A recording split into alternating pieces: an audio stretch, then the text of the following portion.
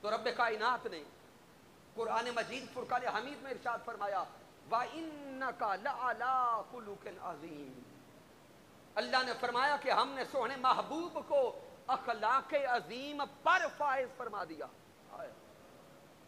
وَإِنَّكَ، اے میرے پیارے محبوب، بے شک آپ لَعَلَىٰ خُلُقٍ عَظِيمٍ، خلق عظیم پر فائز ہیں۔ سامنے یہاں پہ آپ کی توجہ لفظ علا پہ چاہوں گا۔ لفظ علا اس کا معنی ہے پر۔ معنی کیا ہے؟ پر۔ یہ ہمیشہ اونچائی کے لیے آتا ہے، ہمیشہ بلندی کے لیے آتا ہے۔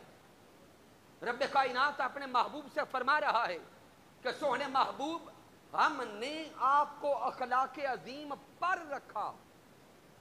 گویا اخلاق نیچے ہے، ذات مصطفیٰ اوپر ہے۔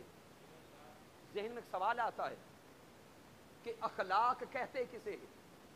سامعین محترم جان لیں، اخلاق صرف بولنے کو نہیں کہتے۔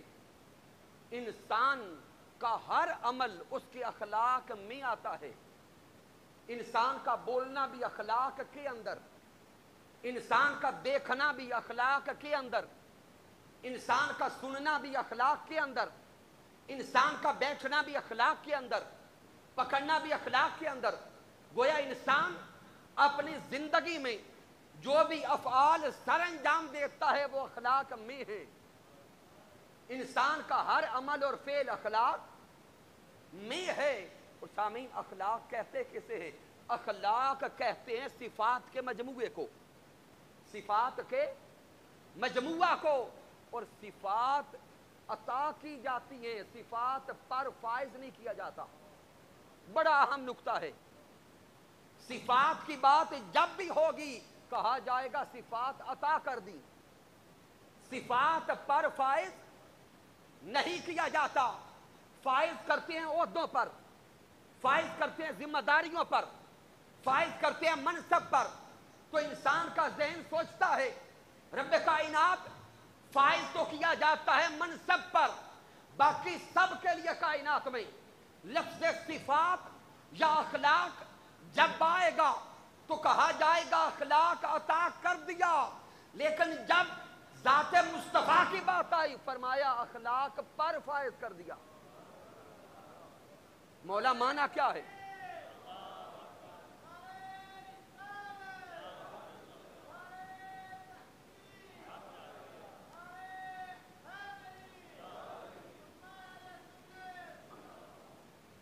رب کائنات سے مراد کیا ہے؟ تو مالک کائنات ایک پیغام دے رہا ہے یا لفظ علا سے۔ وہ پیغام کیا ہے؟ سامعین محترم، اگر ہم اپنے معاشرے میں دیکھیں، اگر کوئی جوان انتہائی نیک سیرت ہو، ہمیشہ جس سے بولے پیار سے بولے، بڑوں کا ادب کرے، چھوٹوں سے پیار کرے، رشتہ داروں کے حقوق ادا کرے، ہر کسی سے نرمی سے بات کرے، تو سامعین محترم ہم اس جوان کا احترام کرتے ہیں یا نہیں کرتے؟ بولیں، ہم اس جوان کو عزت دیتے ہیں یا نہیں دیتے؟ تو وہ جو ہے دیتے ہیں۔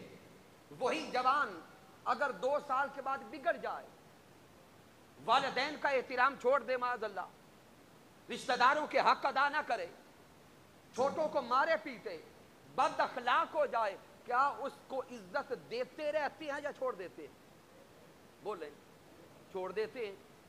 بھئی فرق کیا پڑا؟ کیا اس جوان کا نام بدل گیا؟ بولیں، نہیں۔ کیا اس کا خاندان بدل گیا؟ کیا اس کا گھر بدل گیا؟ نہیں۔ فرق نہ تو شکل و صورت میں پڑا، نہ نام میں پڑا، نہ والدین میں پڑا۔ جوان وہی ہے۔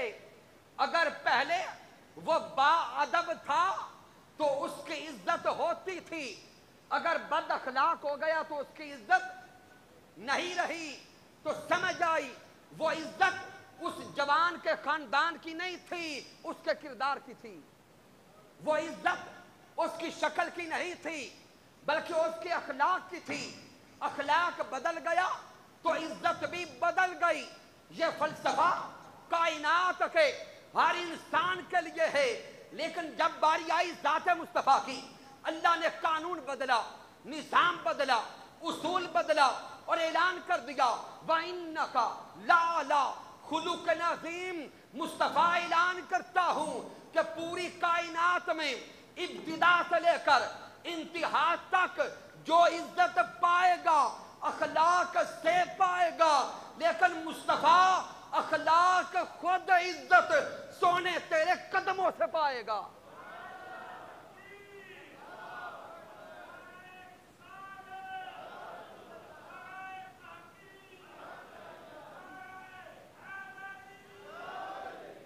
رب کائنات نے اس آیت کریمہ میں یہ پیغام دیا ہے کہ باقی ہر شخص کی عزت اس کے کردار سے ہوگی، اخلاق سے ہوگی، اطوار سے ہوگی، بول چال سے ہوگی، لیکن ذات مصطفیٰ اخلاق کی محتاج نہیں ہے، بلکہ اخلاق میرے مصطفیٰ کی نسبت کا محتاج ہے. سامعین محترم، اخلاق حسنہ کہتے کسے ہیں؟ بڑا خاص جملہ ذہن میں بٹھا لیں. اخلاق حسنہ کہتے کسے ہیں؟ ہر وہ عمل جو آقا کو پسند آ جائے. آئے ہائے. ہر وہ عمل جس کو آقا پسند کر لیں وہ حسنہ ہو جاتا ہے. آئے ہائے. ہر وہ عمل جس کو آقا پسند کر لیں وہ نیک اور اچھا حسنہ بن جاتا ہے، اور ہر وہ عمل جس کو مصطفیٰ ناپسند کر دیں وہ گناہ بن جاتا ہے، وہ غیر حسنہ ہو جاتا ہے. یہ ہے بس حسنہ کی تو تعریف، نیکی کی تعریف، اچھائی کی تعریف. بس جو آقا کو پسند آ گیا وہ نیکی بن گئی، وہ حسنہ ہو گیا.